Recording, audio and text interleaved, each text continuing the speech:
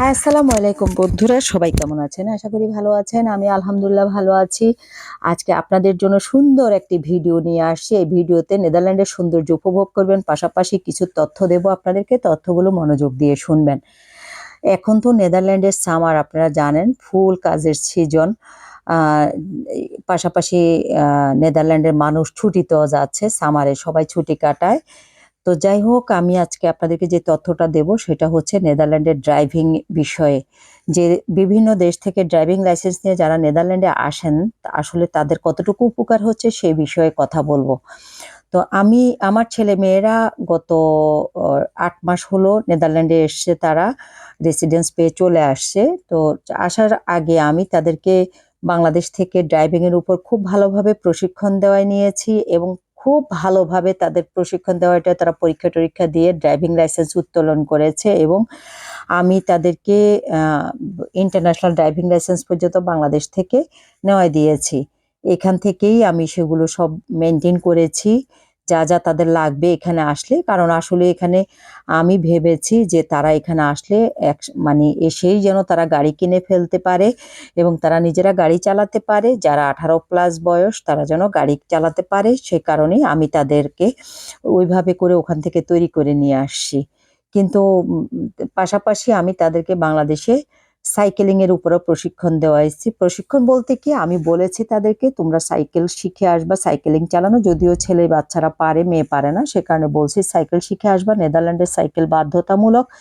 গাড়ি যতই থাকুক, গাড়ির পাশাপাশি প্রতিটা ব্যক্তির সাইকেল চালানো নেদারল্যান্ডে বাধ্যতামূলক। তো সে কারণে সাইকেল চালানোটা ভালোভাবে শিখে আসবা মেয়েকে বলে দিয়েছে। তো তারা সেভাবে প্রস্তুতি নিয়ে আসছে। কিন্তু এখানে আসার পর যখন এখানে ড্রাইভিং লাইসেন্স দিয়ে তারা গাড়ি কিনতে গিয়েছিল তাদের নামে, আনফরচুনেটলি তারা গাড়ি কিনতে পারে নাই। কেন কিনতে পারে না? এখানে নিয়ম হচ্ছে, যদি আপনি গাড়ি কিনতে হয় তাহলে ফার্স্ট আপনার মিউনিসিপ্যালিটিকে জানাতে হবে। মিউনিসিপ্যালিটি বলতে আপনি যেই মিউনিসিপ্যালিটির অধীনে থাকেন সেই মিউনিসিপ্যালিটিকে ইনফর্ম করতে হবে যে আমি গাড়ি কিনতে চাচ্ছি। মিউনিসিপ্যালিটি তখন দেখবে আপনার ড্রাইভিং লাইসেন্স আছে কিনা, বা সেই লাইসেন্স যথাযথ অ্যাক্টিভ কিনা বা লিগাল কিনা, সবকিছু তারা চেক করে তখন আপনি গাড়ি কিনতে পারবেন। মিউনিসিপ্যালিটি আপনাকে ক্লিয়ারেন্স দিবে, ক্লিয়ারেন্স দেওয়ার পরে আপনি গাড়ি কিনতে পারবেন, আদারওয়াইজ আপনি গাড়ি কিনতে পারবেন না। তো সেই কারণে আমার বাচ্চারা ওই ড্রাইভিং লাইসেন্স নিয়ে তারা মিউনিসিপ্যালিটিতে গিয়েছে, এখানে আমাদের যে মিউনিসিপ্যালিটি সেখানে গিয়েছে, গিয়ে যোগাযোগ করেছে তারা গাড়ি কিনতে চায়। তো যোগাযোগ করার পর তাদের লাইসেন্স চেক করে তারা আমার বাচ্চাদের লাইসেন্স চেক করে মিউনিসিপ্যালিটি তাদের সিস্টেমে অনলাইনে ঢুকেছে যে নেদারল্যান্ড মানে ডাসের যে ড্রাইভিং লাইসেন্স পারমিশন, যেসব কান্ট্রির সাথে তাদের পারমিশন দেওয়া আছে, যেসব কান্ট্রি, সেই কান্ট্রিগুলো তারা চেক করলো। অনলাইন তাদের সিস্টেমে ঢুকে চেক করে দেখলো বাংলাদেশের যে ড্রাইভিং লাইসেন্স, বাংলাদেশের লোকাল ড্রাইভিং লাইসেন্স তো অ্যাপ্রুভ নাই, যেটা হচ্ছে বাংলাদেশ থেকে নিয়ে আসছে, ইন্টারন্যাশনাল ড্রাইভিং লাইসেন্স বাংলাদেশ থেকে তুলে নিয়ে আসছে, সেটা পর্যন্ত এখানে অ্যাপ্রুভ করেনি। কারণ ওদের সিস্টেমে বাংলাদেশের কোনো ড্রাইভিং লাইসেন্স বা বাংলাদেশ থেকে উত্তোলন করা ইন্টারন্যাশনাল ড্রাইভিং লাইসেন্স অ্যালাউড না। অথচ ইন্ডিয়ার ড্রাইভিং লাইসেন্স, মানে ইন্ডিয়া থেকে যেটা ইন্টারন্যাশনাল ড্রাইভিং লাইসেন্স তুলে আনবে সেটা অ্যালাউড, এবং ইন্টারন্যাশনাল লোকাল লাইসেন্সও অ্যালাউড। এভাবে বিভিন্ন দেশের লোকাল লাইসেন্সও অ্যালাউড এবং ইন্টারন্যাশনাল লাইসেন্সও অ্যালাউড। তারপরে যখন এই বিষয়গুলো নিয়ে তাদের সাথে একটু তর্কাতর্কি, যে অন্য দেশেরগুলো অ্যালাউড, বাংলাদেশের কেন অ্যালাউড না, তখন আমি তাদেরকে প্রশ্ন করেছি যে বাংলাদেশেরটা কেন অ্যালাউড না? তোমরা অন্য দেশেরটা অ্যালাউড করেছো, বাংলাদেশেরটা কেন অ্যালাউড না?